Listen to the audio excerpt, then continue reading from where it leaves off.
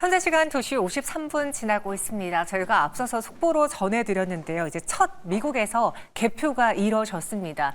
알아보니까 유권자가 6명뿐인 지역구라고 하더라고요. 그런데 그 지역에서 지난번 대선 때에는 트럼프 후보의 표를 들어준 사람이 단 한 명도 없었다고 합니다. 그런데 이번에 트럼프 후보가 3표를 그리고 해리스 후보가 3표를 받으면서 그 지역구 안에서는 동점이긴 하지만 트럼프 후보가 선방했다라는 평가가 나오자 뒤늦게 트럼프 테마주들이 움직이고 있습니다. 앞서 저희가 소개해드렸는데요. 비트코인 가상화폐 테마주가 움직이고 있고요. 그리고 재건주들도 빠르게 움직입니다. 우리기술 투자 한번 볼까요? 오늘 오후에 갑자기 시세가 좀 나와줬습니다. 5.77% 현 구간 6% 가까운 상승 보여주면서 9,170원 지나고 있고요. 과연 오후장에도 이런 변화가 심해질 수밖에 없는지 이슈 추적 통해서 알아보도록 하죠. 이성우 기자 함께합니다. 어서 오세요. 네, 안녕하세요. 네, 안녕하십니까. 유권자가 6명이라고 해서 살짝 놀랐는데 거기서 트럼프 후보가 3표를 받았다라는 걸 선방했다라고 시장은 좀 해석하는 것 같습니다. 오후 시장에 변동사항 있습니까?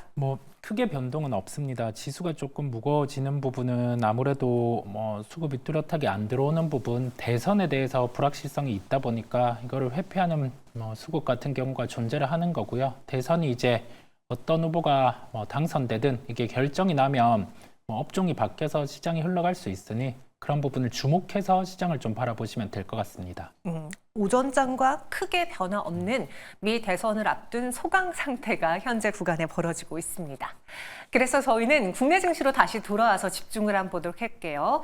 오늘 우주항공 관련주들이 강했습니다. 물론 오후장엔 좀 윗꼬리가 달려 있는데요. 연속성이 있는지 알아보겠고요. 이번에는 ADC 컨퍼런스가 개최가 되고 있는데 오늘 바이오주들 좀 지지부진하죠. 이렇게 묻힐 이슈인 건가 아니면 다시 부각될 수 있는 건가를 파헤쳐 보도록 하겠습니다. 첫 번째는 우주항공 섹터로 들어가 보도록 하죠. 오늘 특히나 이 우주항공 테마 안에서는 중소형주들 그리고 새내기주들의 강세가 눈에 띄었는데요. 그런데 오전에 비해서는 상승 탄력도가 둔화된 게 보이시죠. 대표적으로 루미르가 오늘 크게 급등하면서 12,050원까지 오르다가 현 구간에서 윗꼬리가 길게 달리며 7.52% 상승 보여주고 있고요.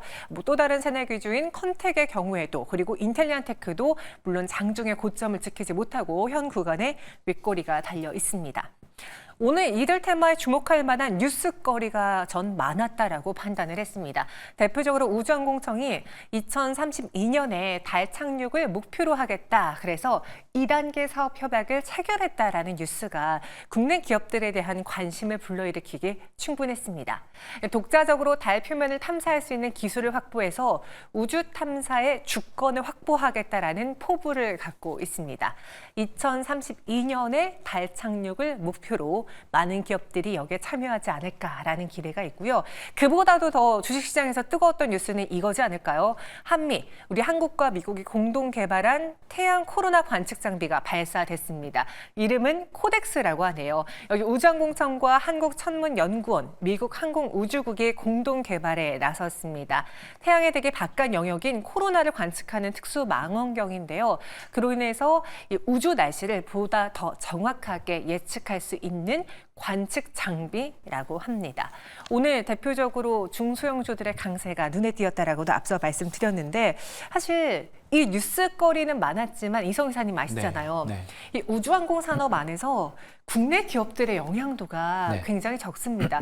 오죽하면 약소국이라는 평가를 받기도 하잖아요. 근데 이런 정부의 뭔가 의지 그리고 정책에 따라서 이들 기업들이 조금 더 활개를 펼 수 있는 그런 시장이 만들어질까요? 충분히 펼 수 있을 것으로 보입니다. 기술력 같은 경우도 미국, 러시아가 패권을 쥐고 있었고 이게 중국까지 확장이 된 상황, 중국은 좀 개별로 계속 진행을 했었죠. 그 정도에 필적할 만큼 기술력은 이제 갖추고 있습니다. 그 다음에 이 기술력을 바탕으로 실제 우주에 어떤 걸 발사하는 그런 부분을 위성 외에는 적극적으로 진행되지는 않았는데 아까 짚어주신 것처럼 달 탐사라든지 아니면은 내년부터는 민간 위성 같은 경우가 이제 계속 발사가 되기 시작을 합니다.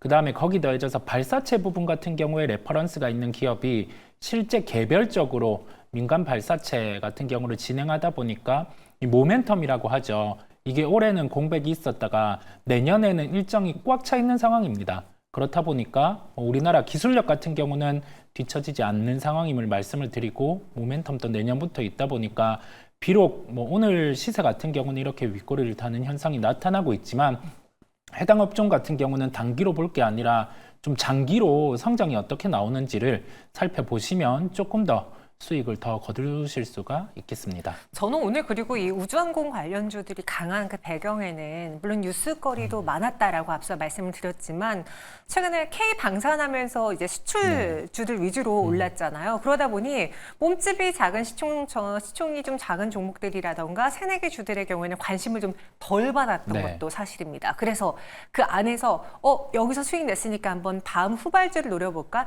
손바뀜이 일어나는 현상 중에 하나지도 않을까라는 생각을 했는데 어떻게 판단하세요? 네, 그 부분이 실제 나타나고 있습니다. 아무래도 방산주 같은 경우는 심리적인 부분이 주가에 반영되었다라고 할 수가 있습니다. 이 부분은 트럼프 후보, 해리스 후보 이 부분에 당선 이전에 우리 중동에 대한 이슈도 있었고 그다음에 여기 더해져서 러시아 우크라이나 이슈는 조금 더 민감하게 우리나라와 결부가 되었다 보니까 대형 방산주들 같은 경우도 시세가 좀 본래 시세보다는 더 발생을 한 상황이에요. 그러면 어떤 후보가 당선되든 여기에서는 조금 주가의 변동성이 커질 수 있고 특히 우리가 해석하기로는 트럼프 후보가 당선되면 나토의 방위비가 증가가 돼서 방산주들이 좋아질 수 있다라고 하지만 그 이면에 재건과 관련된 부분의 진행 요소가 존재를 하죠. 러시아 우크라이나 이슈에 대한 봉합을 진행을 할 것으로 보입니다. 그랬을 때는 방산주 같은 경우는 심리적으로 좀 급락의 형태도 나올 수 있음에 따라서 그 부분을 인지하고 순환매의 형태, 수급에 대한 변화가 나타나고 있음을 말씀드립니다. 충분히 손바뀜은 가능하다. 근데 그 중소형 안에서도 옥석 가리기가 필요해 보입니다. 제가 정리를 해봤는데요. 오늘 우주항공 산업 테마 안에서 강했던 종목들을 쭉 훑어보니까 인텔리안테크처럼 예전부터 우리 증시를 지키고 있었던 종목들도 있지만 새내기주들이 워낙 많이 눈에 띄더라고요. 루미르도 그렇고 컨텍, 이노스페이스, HVM 모두 다. 상장했을 당시에는 그렇게 주목을 받지 못했던 걸로 알고 있는데 다 같이 이런 기류를 탄다면 여기서 좀 주목해볼 만한 중소형주들이 있을지 아니면 새내기주는 너무 위험하니까 개중에 인텔리안테크라던가 세트랙 아이처럼 그래도 오랜 기간 좀 버텨줬던 종목을 보는 게 좋을지요. 우리가 좀 편한 종목 같은 경우는 트렌드를 보는 겁니다. 저궤도 위성 관련해서는 스페이스X가 주도하는 시장이다 보니까 이 스페이스X 외에 인도의 원앱이라든지 이쪽에 안테나 납품이 이루어질 수 있는 인텔리안 테크 같은 경우를 저궤도 위성이라는 트렌드로 우선은 주목할 필요가 있겠고요. 거기 더해져서 좀 희귀성이 있는 기업을 볼 필요가 있어요. 발사체 같은 경우는 글로벌에 3개 기업밖에 없습니다. 글로벌의 2개 업체, 그 다음에 우리나라의 1개 업체인데 이게 이노스페이스라는 기업이고요. 이 기업 같은 경우는 레퍼런스로 이제 준비를 해놨고 내년에 직접적으로 발사체를 이제 진행을 합니다. 그러면 민간 최초로 우리나라에서 진행되는 부분이다 보니까 여기에서 국내 수주 외에도 글로벌 수주 같은 경우도 충분히 나타날 수 있어요. 그렇다 보니까 희귀성이 있는 종목 하나와 트렌드에 맞는 종목 하나 이렇게 주목을 하시면 되겠습니다. 희소성 있는 종목과 지금 트렌드는 저궤도 위성 그리고 스페이스X니까 그와 관련된 기업으로 압축해보는 게 어떻겠느냐라는 의견 주셨는데 근데 저희에게 미리 사전에 주셨던 탑픽주는 이 두 종목이 아닌데요? 그렇죠. 네, 이 탑픽은 조금 더 편하게 가야 되다 보니까 좀 레퍼런스 같은 경우도 확실히 있는 쪽, 그 다음에 대기업 과 수직 계열화가 이루어져 있는 기업을 말씀드리려고 합니다. 이제 하나 기업으로 편입이 됐죠. 하나 스페이스와 관련해서 에어로스페이스, 그다음에 하나 시스템 이 계열사에 편입된 세트레가이 같은 경우를 탑픽으로 말씀을 드리고요. 세트레가이 같은 경우는 대부분 공공 프로젝트 같은 경우를 진행을 했는데 이제 민간 프로젝트로 민간 위성을 내년에 발사를 하게 됩니다. 그러면 지금 나오는 매출 대비해서는 한 30% 정도는 기본으로 늘 수 있어요. 실적이 늘어난다는 말이거든요. 그 다음에 그 달 탐사 프로젝트 관련해서 이 부분이 지연되기는 했는데 이제 내년에 진행이 된다라는 점, 실적 공백 같은 경우도 내년에 다 메워지는 상황이다 보니까 실적 중심으로도 내년에 훨씬 더 좋아질 수 있는 체력을 갖추고 있음을 말씀을 드립니다. 그래서 조금 더 안정적으로 다양한 포트폴리오를 갖고 있는 세트랙 I를 눈여겨보자 탑픽으로 선정을 해주셨습니다. 지금은 대형주, 수출주 위주에서 충분히 수익이 난 종목들 매도하고 손바뀜이 일어날 수 있는 시기이기 때문에 그래서 오늘은 오지환공 섹터 안에서 중소형주들이 주목을 받았던 것으로 정리해 보겠습니다. 이번에는 ADC 컨퍼런스 이야기를 나눠볼게요. 오늘 코스닥 시장이 부진한 그 배경 중에 하나는 어제 강했던 2차 전지와 바이오가 힘을 못 내고 있다는 거죠. 실제로 코스닥 시장 안에서 제약업종 지수가 0.8% 내림세를 현 구간 보여주고 있습니다. 대표적으로 ABL 바이오는 3.88% 약세를, 리가켄 바이오는 0.7%가량의 내림세를 보여주고 있고요. 알테오젠도 2.7% 하락하면서 전일 40만 원 선 부근까지 다가갔지만 오늘은 37만 9,500원에서 움직이고 있습니다. 월드 ADC 샌디에고가 개막했다고 하는데 왜 시장은 반응하지 않을지 참 이래서 어렵습니다. 이벤트를 앞두고 미리 반영하는 경우가 있고 이벤트가 딱 나오자마자 관심이 없는 경우도 있고요. 그럼 정말 지나쳐도 되는 뉴스인지를 보도록 하죠. 가장 큰 규모의 ADC 전문 컨퍼런스입니다. 15년간 이어졌다라고 하고요. 여기서는 ADC 개발 전략과 새로운 기술 등을 논의하죠. 국내에선 대표적으로 ABL 바이오와 삼성 바이오로직스, 셀트리온, 리가켄 바이오 등이 참석을 합니다.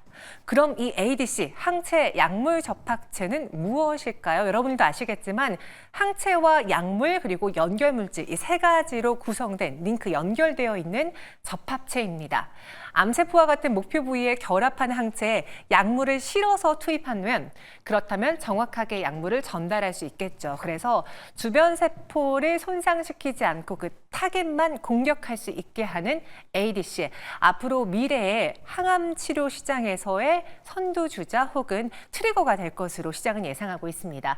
ADC 치료제 시장 규모와 전망을 보시면요. 올해가 한 150억 달러 시장이 되지 않더라고요. 그런데 2030년에는 453억 달러의 수준으로 시장 파이가 커질 것으로 예상도 하고 있습니다. 이성 이사님, 네. 이번에 그 ADC 컨퍼런스에서 국내 기업들도 참석을 한다라고 하는데 일단 이 ADC라는 걸 우리 바이오 투자하신 분들은 많이 들어보셨을 거예요. 이 시장에 대한 성장성은 어느 정도의 수준입니까? 지금 쉽게 비교를 해보자면 반도체라든지 2차 전지 같은 경우에 초기 성장이 한 30% 정도 연간으로 나왔어요. 네. 이게 ADC 쪽 같은 경우는 2025년에서 6년이 넘어갈 때 30% 이상의 성장이 기본적으로 나옵니다. 그렇다 보니까 당장 실적이 나오지 않는 기업도 그 R&D 투자로 답보된 매출이 내후년부터는 본격적으로 발생을 할 수가 있는 거예요. 실적까지 뒷받침되다 보니까. 그다음에 여기에서는 중요한 게 하나의 변이 형태가 안 나타나도록 물질에 대한 부분이 중요한데요. 그런 핵심 물질을 갖고 있는 기업이 우리나라에 있습니다. 그렇다 보니까 여기에서도 주가적인 측면에서도 기술 수출이 나타난다든지 이런 형태가 가능함에 따라 관심도 같은 경우는 여전히 유지하고 살펴보시면 되겠습니다. HBM과 2차 전지와 그 성장률을 비교해 봤을 때 그 못지않은 성장을 연성장을 보여주고 있는 시장이다. 그럼 앞서 저희가 그 우주항공 산업 안에서 국내 기업들은 약소국가 평율을 받는다라고 했잖아요. 네. 그럼 이 ADC 시장 안에서 국내 기업들은 어느 정도 시장 지위를 갖고 있습니까? 아니면 이제 막 두들기고 있는 단계입니까? 영국의 익수다라든지 이런 기업들 같은 경우가 랭크로는 상위 랭크가 되어 있는데 그에 필적한 기술력을 갖고 있습니다. 그렇다 보니까 네. 이게 기술 수출 같은 경우가 약간 주변국에 이루어지는 게 아니라요. 글로벌 국가 안에서 좀 상위권에 서 있는 제약바이오 기업들로 수출이 이루어질 수 있습니다. 그렇다 보니까 여기에서 참고할 점은 물질에 대한 그 기술력도 보유하고 있고 그러면서 상위사와 함께 협력도 이루어질 수 있는 그런 형태를 가지고 있다라는 말씀을 드립니다. 국내 기업들도 충분한 기술력을 보유하고 있어서 그 성과를 언제든 보여줄 수 있다. 대표적으로 ABL 바이오, 리가켄 바이오, Y 바이오로직스, 셀트리온 그리고 삼성 바이오로직스도 이번에 참석을 합니다. 근데 오늘 말씀드린 것처럼 주가의 반응은 없다라고 했잖아요. 그게 원래 통상 이벤트가 딱 나왔을 때 제약 바이오에 관심이 없어서 똑같은 현상인 건지 아니면 정말로 이 컨퍼런스에 관심이 없는 건지 건지 어떻게 해석해야 될까요? 뭐 주가들이 여기에서 크게 안 빠지고 있다 보니까 예전에는 이런 이벤트에 반응을 했다라고 하면 이제 뭐 이벤트는 덤인 거죠. 예, 방향성은 어차피 하락보다는 상승으로 정해져 있다 보니까 그래서 이런 이벤트는 뭐 크게 신경은 안 쓰셔도 된다라는 말씀을 드리고 추후에 연말보다 연초에 있는 일정들에 많이 반응을 할 거예요. 그렇다 보니까 그 점 정도로 참고하시면 되겠습니다. 알겠습니다. 그럼 당장의 이벤트 효과는 없더라도 ADC 시장이 HBM만큼 2차 전지 시장만큼 성장하고 국내 기업들도 그에 못지않은 기술력을 갖고 있다면 어떤 종목을 오랜 기간 동안 눈여겨봐도 괜찮겠습니까?